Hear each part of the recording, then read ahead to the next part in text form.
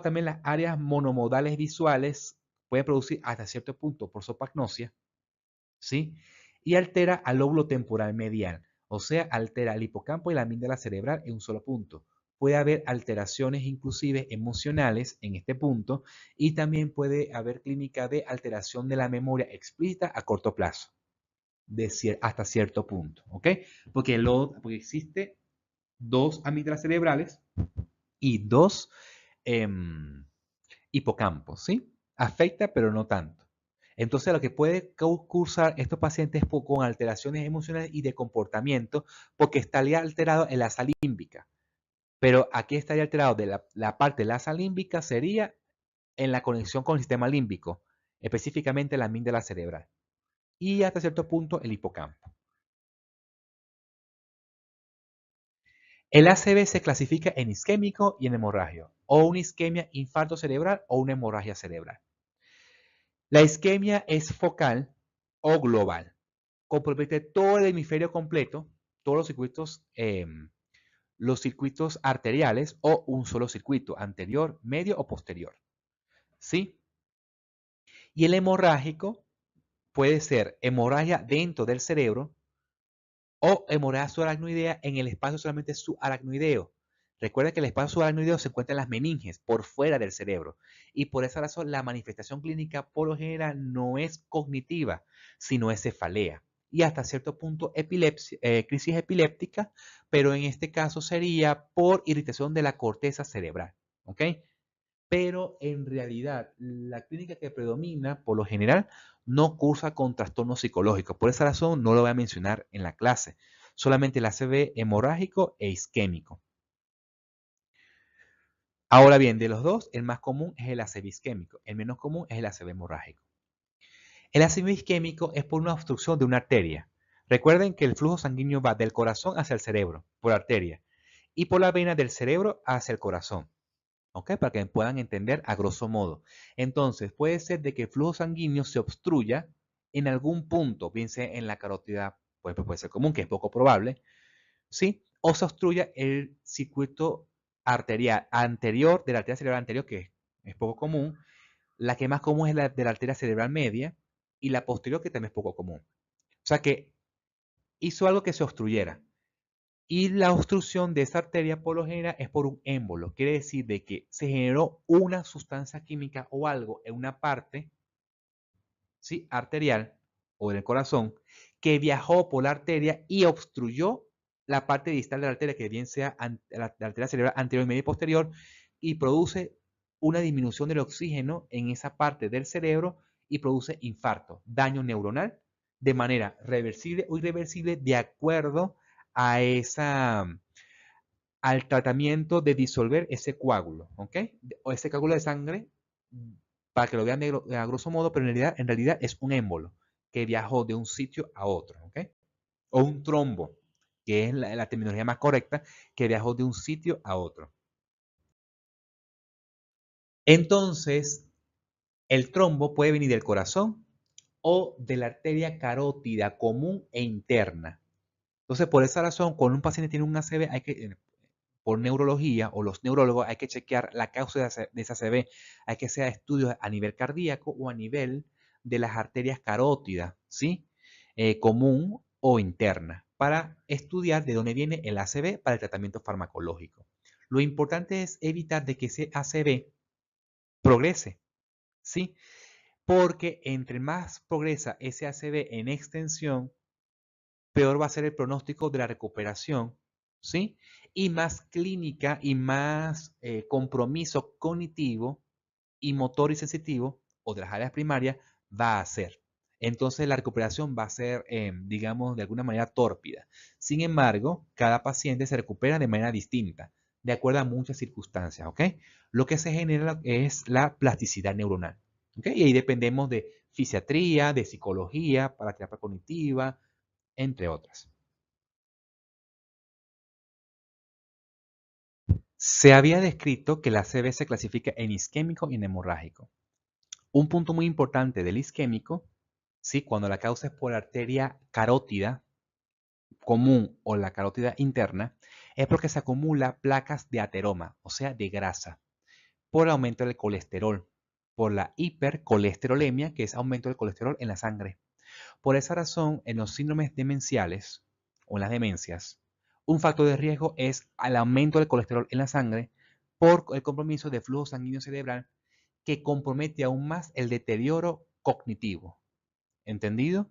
Entonces, y si la persona presenta ACV, entonces ese deterioro cognitivo va a ser más marcado aún, porque el trastorno neurocognitivo es degenerativo, va progresando, y los eventos vasculares o disminución de flujo sanguíneo cerebral progresa más rápido la enfermedad, ¿ok? De alguna manera, como factor de riesgo.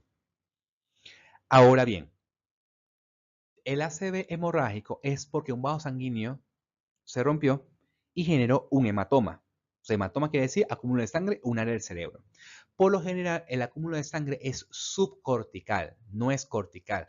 Por esa razón, estos tipos de ACV generan debilidad muscular, por ejemplo, puede generar trastornos o disfunción del lenguaje, de alguna manera, ¿sí? Pero cognitivamente son más, son de mejor pronóstico, ¿ok? Fíjense que coloqué los sitios más frecuentes que se produce el ACV hemorrágico. Pero este ACV hemorrágico, la causa, es atribuido ¿a qué? A la crisis hipertensiva. ¿Qué ocurre? Cuando la persona tiene aumento de la presión arterial de manera brusca e importante, los vasos sanguíneos se rompen a nivel cerebral, justamente a nivel subcortical, y comienza a acumular la sangre a ese nivel, al nivel que le voy a mencionar a continuación. Entonces genera una clínica de lo más común sería hemiparesia, o sea, disminución de la fuerza muscular en un hemicuerpo, bien sea derecho o izquierdo, recuerden, por la vía piramidal, ¿sí? Y si el sangrado o el ácido isquémico compromete, por ejemplo, el tallo encefálico, hay disminución del nivel de conciencia, que puede llegar hasta el coma. La paciente requiere de intubación. Entonces, también depende del territorio vascular. Si compromete el tallo encefálico, puede comprometer el nivel de conciencia y puede comprometer la atención sostenida, que está involucrado con el sistema SARA. ¿Recuerdan? Ahora bien, ¿cuáles son los sitios más probables que se genere un ACV hemorrágico ante una crisis hipertensiva? Los núcleos de la base, como el putamen, núcleo caudado, globo pálido, en un 30-50%. De segundo lugar está el tálamo.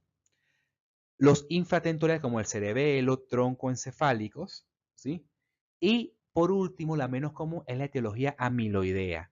Recuerden que cuando los betamiloides se acumulan en las paredes arteriales puede producir un ACV hemorrágico, pero esta no es asociada a las crisis hipertensivas, sino se da de manera espontánea. Y recuerden la asociación de este ACV hemorrágico con el desarrollo de la enfermedad de Alzheimer, porque se puede acumular los betamiloides en el hipocampo.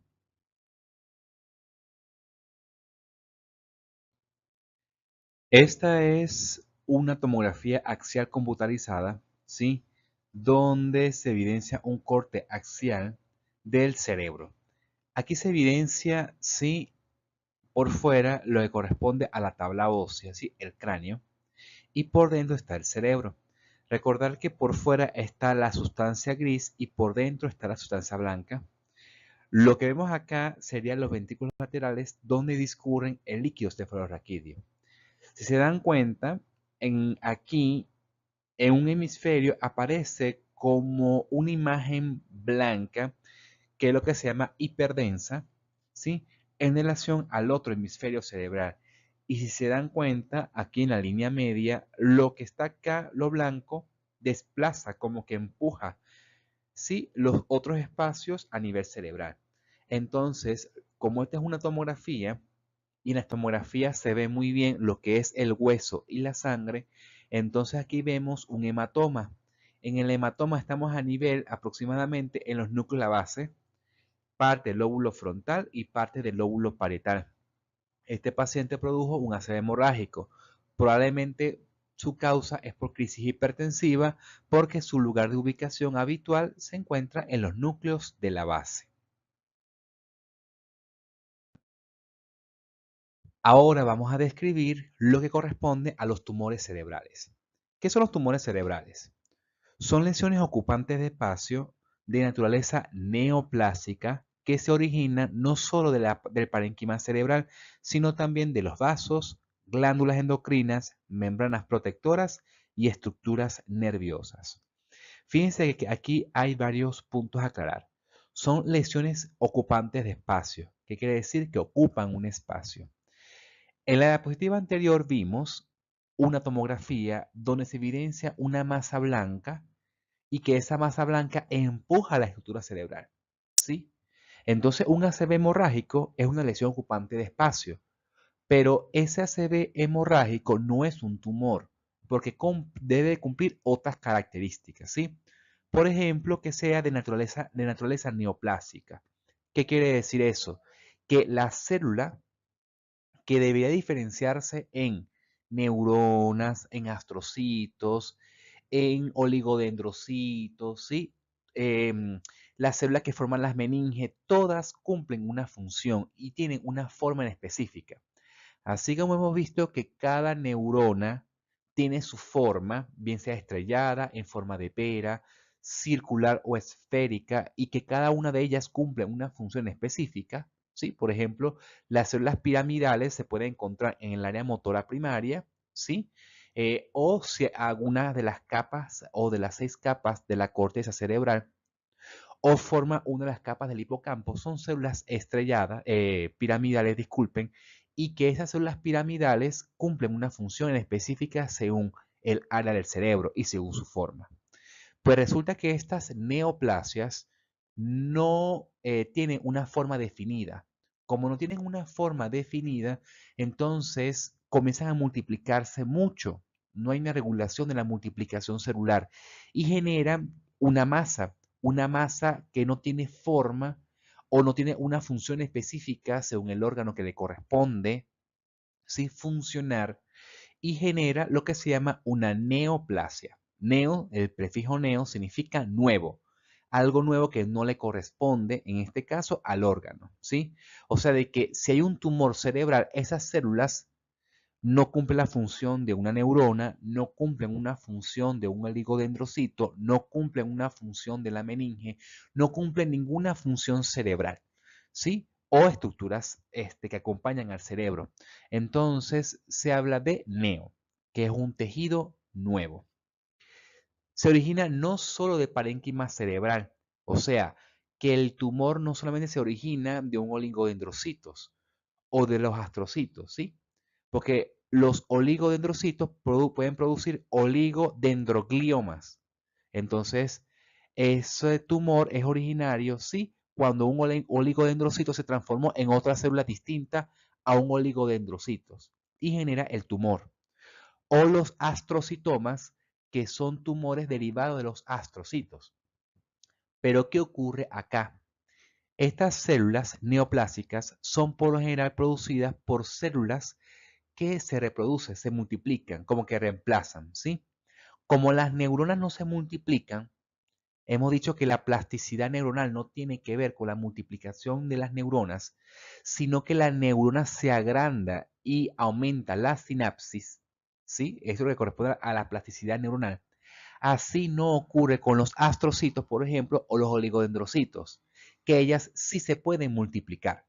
El asunto es que cuando se multiplican en números de células, entonces una puede salir anormal y generan una célula distinta a la función que le corresponde. ¿Ok? También puede ser tumores originarios de los vasos sanguíneos cerebrales, ¿sí? Por ejemplo, de parte de la arteria cerebral media, posterior o anterior, ¿ok? O de la arteria basilar.